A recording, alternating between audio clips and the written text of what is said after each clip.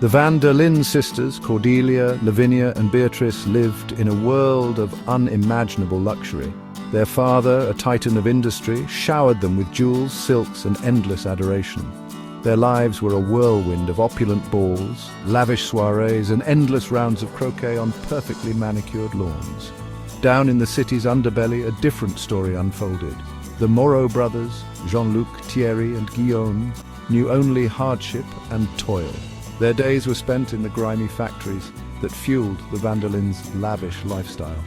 They carried the weight of the world on their calloused hands, their spirits unbroken despite their circumstances. Fate, it seemed, had a plan. One bustling market day, Cordelia, separated from her entourage, stumbled upon Jean-Luc. Their eyes met, and for a fleeting moment, the chasm between their worlds seemed to vanish. A shy smile, a whispered apology, and a chance encounter blossomed into something more profound. Cordelia, captivated by Jean-Luc's sincerity and quiet strength, found herself drawn to him. Lavinia, equally smitten with the artistic Thierry, discovered a kindred spirit. Beatrice, the youngest, found solace in Guillaume's gentle humor and unwavering loyalty. News of his daughter's affections reached the Van der Linde patriarch. He was livid. Such a union was unthinkable, an affront to his standing in society. He forbade his daughters from seeing the Moreau brothers, his voice echoing with a fury they had never witnessed before. Love, however, rarely heeds the dictates of societal norms. The sisters, emboldened by their heart's desires, continued their clandestine meetings with the Moreau brothers. Stolen moments in moonlit gardens and hidden notes passed under the cloak of night became their sanctuary. Determined to extinguish this forbidden love, the Van der Linde patriarch devised a plan. He introduced his daughters to two eligible bachelors, Hugo and Anton, scions of wealth and pedigree. Their smiles were dazzling, their words smoother than silk, their eyes reflecting an ambition that masked their true intentions. Hugo and Anton set about their task, showering the Van der Linde sisters with extravagant gifts and promises of a life even more opulent than they could imagine. Their charm was a carefully crafted facade designed to manipulate and deceive. Hugo, a master manipulator, began to weave a web of lies. He planted seeds of doubt in the sisters' minds about their beloveds. Rumors spread like wildfire through the upper echelons of society. Fabricated tales of the Moreau brothers' infidelity, their greed and their desperation to escape poverty through marriage. The sisters, torn between their love and the mounting evidence against the Moreau brothers, found themselves at a crossroads. Their hearts ached with an unbearable pain, the fear of betrayal gnawing at their souls.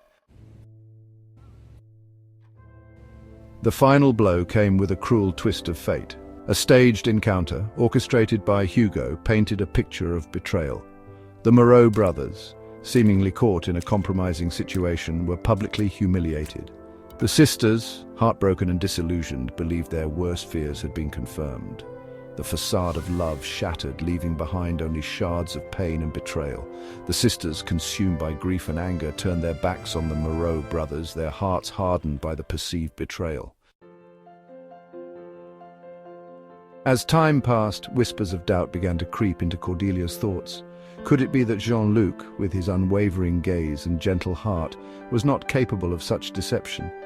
A seed of hope, fragile yet persistent, began to bloom within her.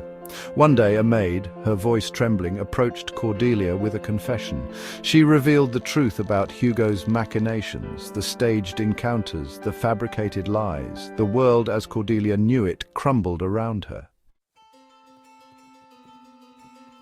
Armed with this newfound knowledge, Cordelia confronted her father. The truth spilled forth, the weight of his actions crashing down upon him. The realization of his folly, the pain he had inflicted upon his daughters and the Moreau brothers, filled him with a profound remorse. He had been blinded by societal pressures, by his own prejudices. Now he saw the error of his ways, the depth of his daughters' love, the true worth of the men they held dear. A grand gesture of apology was in order. The Van der Linde patriarch publicly acknowledged the truth, clearing the Moreau brothers' names and exposing Hugo and Anton for the charlatans they were.